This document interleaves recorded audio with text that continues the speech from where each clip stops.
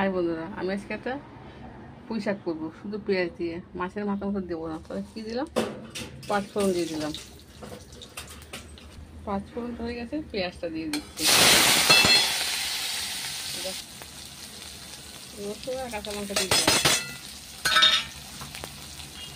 নুন দিয়ে দিলাম, হলুদ দিয়ে দিলাম। এইবারে শাক সবজি দিয়ে দিলাম, সবজিগুলো দিয়ে দিলাম।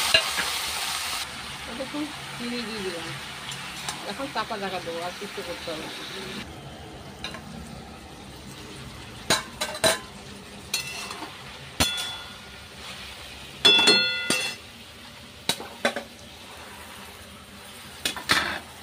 একটু ভাজা ধনের গুঁড়ো দিন। এখন আমার নিরামিষ পুঁই শাক হয়ে গেছে। দেখেন বন্ধুরা, আমার পুঁই শাক হয়ে গেছে।